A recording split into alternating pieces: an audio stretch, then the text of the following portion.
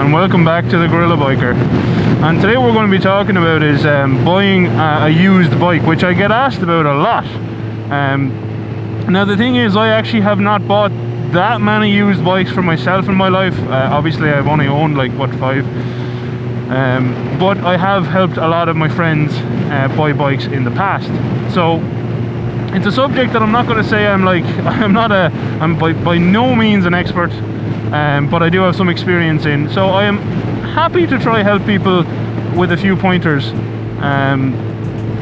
Yeah, why won't you close? Happy to try help people with a few pointers that might help them in the future when they're buying a used bike. So the first thing I'm going to say is never go into a deal buying a bike expecting it to be exactly as you're told. There's always going to be something small missing or broken or near breaking, and this is the thing, the seller probably doesn't know about it. Most people, I like to believe, are decent, and most people aren't out there to try to cheat you. But you know, the first thing is with that, like, ask the person, you know, why are they selling the bike? It seems simple, but some people have left it out in the past. Like, why are you selling this bike? Gauge their honesty. You'll be able to know yourself if that person's being honest with you, if you can read someone at all. The thing is, you know, have a look at them. Are they an actual bike rider, or are they someone who's buying and reselling bikes? You know, ask them about the bike, what they've used it for, why they bought the bike. The very first thing I try to do is get a gauge of the person. That's really important to me, because if someone comes across as shady, they're not getting my money. And that's the other thing I'll say straight off the bat is be patient. You might see a bike that you really want, right? But unless it's rare, don't go for the first thing that jumps out at you. Don't go for the very first bike that you see that is the style and type you like, unless it's rare. However, if you're out in the market to buy a super rare bike, then be prepared to overpay for it and also buy something that's going to require work, because it's very rare in that case that you're going to buy something that's just perfect off the bat for exactly how you want it. It's just, it doesn't generally happen. You'll have to put some work in. Like myself with the Super Magna. When I bought that, the guy I bought it off was a very honest guy, which is why I bought it. Came across as a really nice guy. You know, bike wasn't in pristine condition. He never claimed it was in pristine condition. It was in good condition. It ran, it drove. It had its few problems that I worked on fixing and still work on fixing. But that's old bikes anyway. You know, you can ride out an older bike and it can break immediately. And that's what I mean about, it's very rare a seller is trying to do you over. You know what I mean? We'll stop as well in a minute and I'll walk you around the bike and show you some other things that you can watch out for. But you know, the other things are, make sure that the bike's in good running order. Like, make sure that you get the bike started when you're there. Make sure that there's no issues with it starting. When it's running, watch out for the likes of smoke and stuff. Now, I don't mean smoke as in, like, if the bike is started from cold, you know, if there's some smoke as it warms up, especially again if it's an older bike, they all kind of smoke. But the important thing here is make sure it started from cold. So if you turn up and the bike is warm and running away fine and starts up first tip of the button, I would honestly come back another day or ask to see videos. Actually no, because you can't even tell, but feel the engine casings and stuff carefully, don't burn yourself, and make sure that the bike is cold when it started up, so that someone isn't just doing a hot start and the bike might have serious cold starting issues. And then the same on the flip side, let the bike heat up while you're there and then turn it off and turn it back on again. Do a warm start, because if the bike has trouble starting warm, that's another can of worms. You know, there's issues in both. I won't go into everything now, but you know, like, issues on a warm start could be valves, could be a dodgy starter, it could be anything. It could be anything, and that's why you want to really check both situations. There's that old church again. Hello. Oh, that's slippy, really slippy. You know, so that's also very important. So yeah, points 1 and 2. Number 1, gauge the person. You know, ask them, engage them in a conversation. If they don't want to engage in a conversation, you know, some people just don't want to talk to people. That's completely understandable. It doesn't mean they're a bad person. But just try gauge that. Use your own intuition, I suppose I should say. Use your own best judgment, and that is actually really important in this situation, is use your own judgment. You can't just walk in and just expect that everything's perfect. You know, somebody might be shy, somebody might be having a bad day. You still have to try to get the information that you want out of them. Excuse me. And like I said, that is, you know, why are you selling it? You know, what did you use it for? How much did you use it? How long have you had it? Stuff like that. Is it parked inside? Is it parked outside? Does it have a cover on it? All of these things are important. If it's parked outside and has a cover, yeah, it's probably not a big deal. If it's parked outside and doesn't have a cover, water could have been sitting in cracks and crevices if it's not used very often, and that could cause a lot of corrosion and other issues. So these are the kind of things you need to watch out for. I mean, I parked my bike outside for years and it was absolutely pristine because I kept it cleaned, covered in GT85, and I had a cover on it as well. So, you know, it's these type of questions that I would ask off the bat. Gauge the person, gauge their use of the bike, gauge where the bike was left and how it was kept, and how often it was serviced and stuff. Number 2 then is your very first thing is the cold start. Let it warm up for 5-10 minutes, turn it off, and then do a warm start. Also very, very important in my opinion. Plenty of people might disagree with me there, but that's what I think. I'm just going to find somewhere to pull in and we can talk through other aspects of bike. Actually, before we do pull in, one thing that a lot of people get hung up on is mileage. The only thing you need to watch out for mileage on is if the bike's been clocked. And a good instance of that is, look at it, you know, if it says 5,000 miles but looks like it's been through 50,000, or vice versa, you know, if it says 5,000 kilometers on the dash but looks like it's been through 50,000, that would raise some flags for me, because either option is bad there. Either A, the bike has only done 5,000 kilometers but has been unbelievably abused and mistreated, or it's been clocked, where, you know, someone has ridden the bike for 50,000 kilometers and then swapped in different clocks or something, brought it back down to 5. So just look at the wear and tear, see does it look like it's realistic, see does it look like, you know, that is an actual 50,000 kilometers or whatever else, and make your judgment from there. Because too many people turn their nose up at bikes that have, you know, 40-50,000 kilometers, and it's like, it's absolutely fine, provided the thing's been maintained properly. I thought I saw a horse, it was just a fence. Provided the thing's been maintained properly. 50,000 kilometers, it's really not that big a deal, and not something that I would be too concerned about, to be quite honest. It's not something that would stop me buying a bike, definitely not. So, you know, don't be too concerned in that point. If you like the bike, if it looks like it's been kept pretty well, don't let 50,000 kilometers stop you buying it, because it's really not the end of the world. 50,000 kilometers on most newish bikes is absolutely nothing, and on older bikes a lot of them actually run pretty much forever if they're looked after. So, you know, you might have to do the odd bit and piece. That's not a big deal. And one of the things that you could ask and also keep an eye on is, while you're running the bike, ask them, does it burn oil? Or if you see a bluey oily smoke coming out the back, that's also a good sign it is burning oil. And if it's a higher mileage bike and it's burning oil, it just means it might need piston rings. Now, if you really want a bike, don't let that stop you. There's plenty of people out there who can change piston rings for you, and it's not huge amounts of money. Just budget an extra 600-700 euro, maybe more, depending on the bike. Oh, that's really cool. If that's something that you really want, like if it's a rarer bike and it's higher mileage but burning oil, if you really want it, just budget some extra money to get an engine rebuild from someone. I know in Kilkenny here there's a guy called Sean Lynch who does engine rebuilds. He does them very well, and is a really nice fella. So you could always ask him. Just don't tell him I sent you. I don't think he knows of a YouTube channel, and he might judge me. Hi kid, you can tell him if you like. Wow, this day is looking grungy. Lovely. Nice and dark and moody. The roads are so slippy.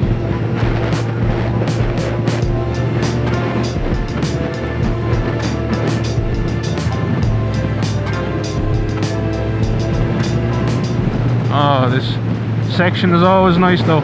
In the dry, this is lovely. It's just they really need to redo the road surface around here as well.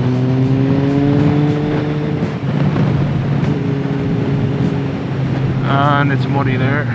Bit of back brake, there we go. And just as an aside, if you're ever out riding on this and you see dirt or something coming up ahead of you and you want to scrub off some speed, try use your back brake to just slowly bleed off that speed, because if you hit the dirt and you're braking hard on your front brakes, you're going to lose your front end and you're not saving that. Well, you might, but it's very unlikely.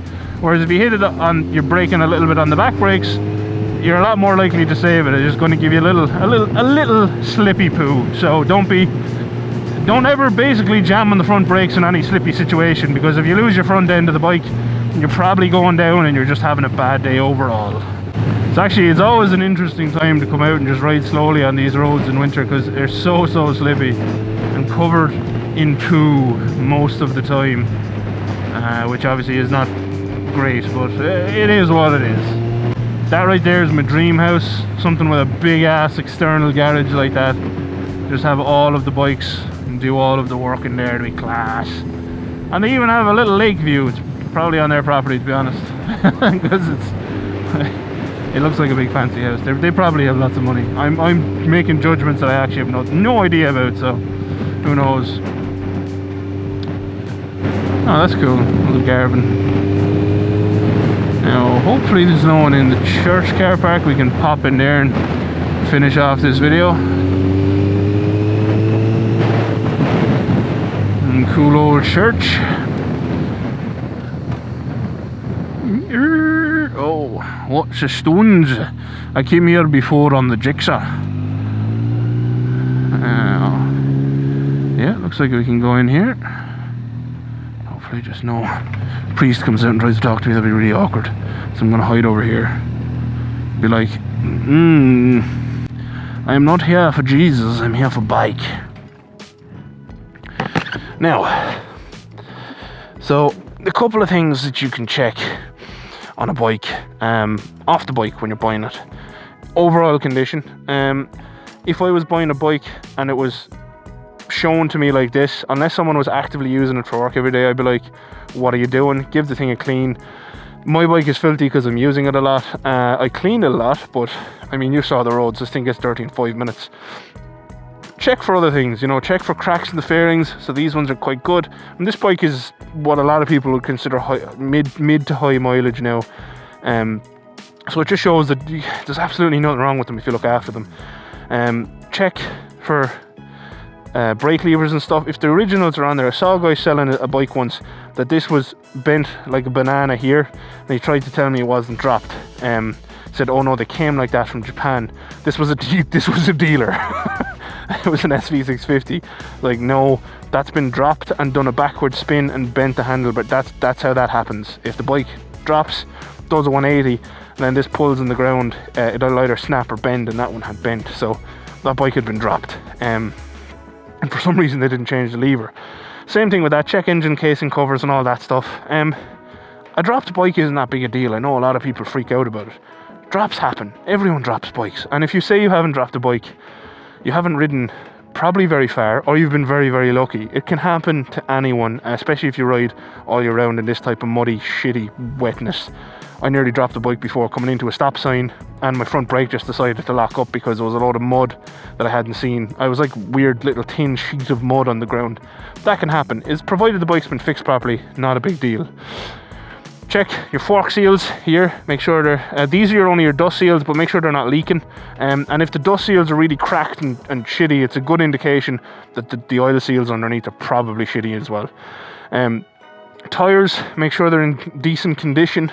Check the year on them. There's a little 4-digit code on the side of tires. I'll put it up on screen now. That tells you the year of the manufacturer. I would use that as bargaining power. If the tire was any more than 7 years old, I'd be saying, look, I want to change those tires. Even if they look fine, I'd be like, look, I want to change those tires. Can you give me 100 or 200 euro off or whatever else? Maybe get 100 off. Obviously, because the tires are functional, so you can't ask for full price of tires. But just check that they have wear left in them, like this tire here. There's plenty of life left in it, so make sure that that's the case. You can check in Ireland if the bike is taxed. Try have a look at your brake pads. You can't really see very well there. See, is there meat left on the brake pads? Again, have a look at the discs, see the conditions of the discs. If you can, if there's a center stand, put the bike up on the center stand, give the wheels a wobble. I'll actually show you. That can tell you if your wheel bearings are gone. I'm a person's nightmare, by the way, who's selling a bike, because I do check all this. give that back wheel a wobble and stuff. So that one's obviously fine because I just changed those bearings. Check the chain, make sure the chain isn't horrible and rusty, is relatively clean and looks like it's been oiled. Again, one thing to check here is if you, oh, these are already dirty, doesn't matter, pull the chain off the back like that. That one's not moving, so it's fine. But if that chain pulls off the back sprocket, it's probably done for, or it's hilariously loose. And if it's hilariously loose, check the swing arm, make sure there's no damage from the chain slapping it. Small things like that. Other things, try stand up on the bike and have a look. Make sure your handlebars and wheel is straight.